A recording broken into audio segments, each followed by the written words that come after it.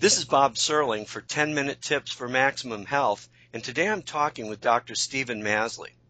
Dr. Masley is a physician, nutritionist, author, speaker, and award-winning patient educator. He's devoted his medical career to the study of heart disease and aging and has published significant research on these subjects in leading medical journals. His passion is empowering people to achieve optimal health through comprehensive medical assessments and lifestyle changes. Dr. Masley has received the award of Fellow from 3 prestigious organizations, the American Heart Association, the American College of Nutrition, and the American Academy of Family Physicians. He's also a sought-out speaker for many venues. He's been featured on the Discovery Channel, the Today Show, PBS, in over 250 media interviews, and has made over 700 public presentations on a variety of topics related to health, aging, and cardiovascular disease. So I'm very pleased to have him share his wisdom with us today. Welcome, Stephen. Oh, I'm delighted to be here, Bob. Thank you so much for inviting me. Well, thank you. So my question for you is, what is the single best thing you'd recommend people do to improve their heart health and things they can do today? I'd like to focus on the 3 new food categories we want people to add and focus on eating because they're going to really help prevent and reverse heart disease. As well as when you improve your circulation, you feel so much better. It improves your energy, your waistline, your brain performance, your cognitive function. It even helps your romantic life. So really, when you improve things for your heart, you have body-wide benefits that impact your whole body. Oh, that's great. So what are these 3 new groups? So we really look at, people have been trying to low-fat diet for way too long, and I think we've probably harmed people in the process because they've eaten too many of the wrong foods. So I'd like to focus on adding back 3 key ingredients to our eating plan, which is really going to provide nutrients for our brain, our artery, and our health as well. So number 1 would be healthy fat. We need fats that are good for us, that nourish our brain and our arteries, that help decrease our appetite and lower our inflammation. So that's like avocado, nuts, olive oil. Nut oils are awesome. Coconut oil can be used. So these are all great fats, and I really want people to have several servings of healthy fat a day. The second one is more clean protein that we need, like free-range beef or cage-free organic chicken or cage-free organic eggs, more wild seafood. People aren't eating enough protein. You can do this, be vegetarian. You could have a veggie shake in the morning. You can have, beans and edamame and yogurt. But most people need a good solid serving of protein 3 to 4 times a day to rev their metabolism and give those building blocks for keeping our muscle mass. It's just really important. And then the third one I really like to focus on is fiber. If you only did one thing of these 3 I want you to add, it would be adding more fiber. That's vegetable, fruit, beans, and nuts. Because fiber's like miraculous, Bob. When people add more fiber to their diets, they're full and satisfied, so they help they lose weight. The nutrients improve our blood pressure, our blood sugar, our cholesterol profile. They slow aging. So it's really focusing, okay, what are the foods I want to add that's going to transform my life?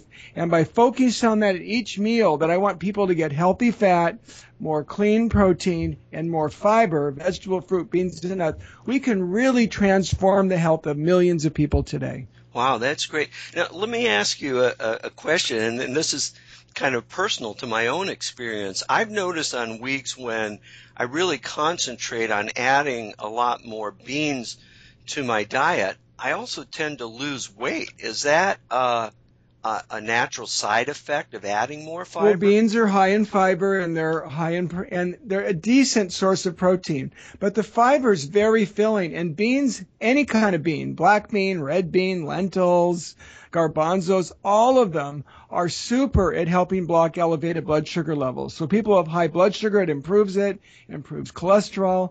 I will say there's about 10% of people who are kind of bean intolerant. We're not just talking the musical fruit. We're talking really distress. So those folks should probably focusing on using, like sprouted, like they soak them overnight, rinse them the next day, and then so they're semi-sprouting. They're changing biochemically by soaking them in water overnight. But most people are going to tolerate them really well. But beans, nuts, vegetables, and fruit, those are really key foods we want people to add more of. Great. And then I'd like to circle back to the first food for a second that you said to add, which are healthy fats. What would you describe as a serving? You mentioned, 2 or 3 servings. What is the portion that makes up a serving? Good point. So like a tablespoon of olive oil, extra virgin olive oil when you're putting on a salad dressing or drizzling on food, or regular virgin olive oil if you're doing medium, heat cooking in the kitchen. So a tablespoon, or a tablespoon of nut oils. Nut oils tolerate a lot more higher heat. So medium high to high cooking, I use almond oil, walnut oil, pistachio oil. Those have very high smoke points, even higher than coconut oil often. And avocado oil is another excellent fat oil to cook with. So, you could have easily a couple tablespoons a day. Plus, we want you to add a handful of nuts, at least 1 or 2 handfuls per person. That's about 1 ounce of nuts every day. My favorite nuts are almonds, pecans, walnuts, pistachios, hazelnuts, and macadamians. And then, good seafood like salmon is awesome, wild salmon. And then, avocado. Please have avocado. So a serving of salmon would be, 5 to 7 ounces. One of the California avocados we're talking half. For a Florida big avocado would be a quarter. So those would be serving sizes, and I'd like you to have at least 4 or 5 servings of healthy fat every day. Great. Well, that's excellent. How about common myths about heart health that you see in the media so often that people may be following and they'd actually be better eliminating? Are there any of those myths that are pretty common that you think people should be re-educated There's so many about? myths out there. We used to say you can't eat eggs, but now we know that if you get organic cage-free eggs, they're good for you. That's a healthy fat. It's probably good for your heart.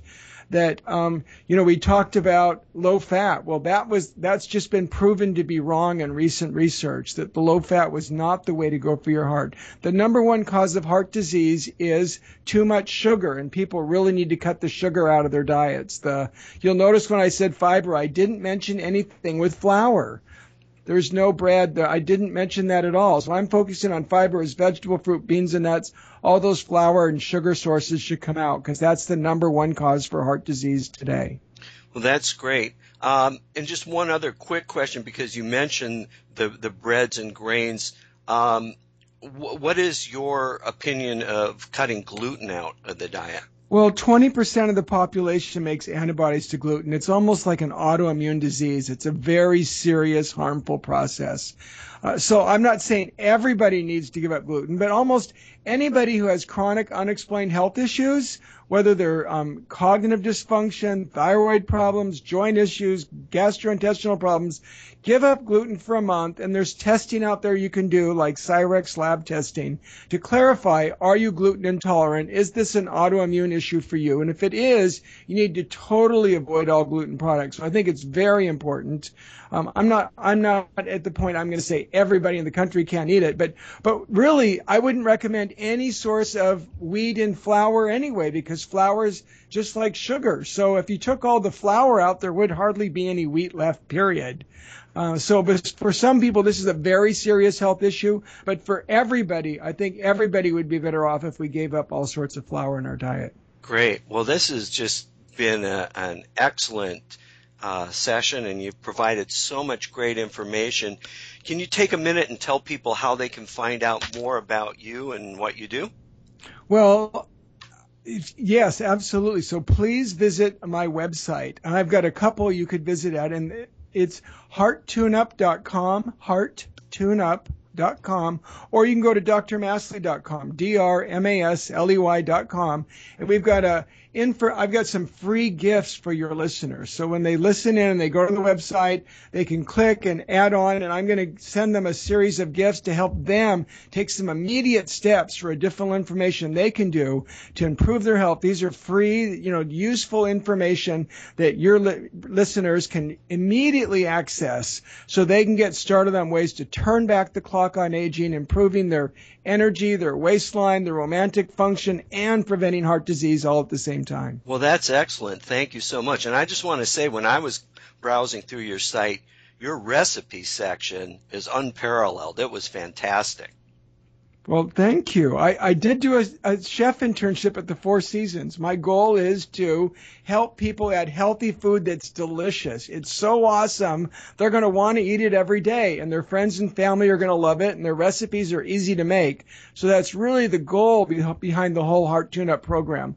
Let's make it easy for people to eat delicious food they love, so their health is just benefited for years to come. Well, that's great. So thank you so much for your time today. I really appreciate it.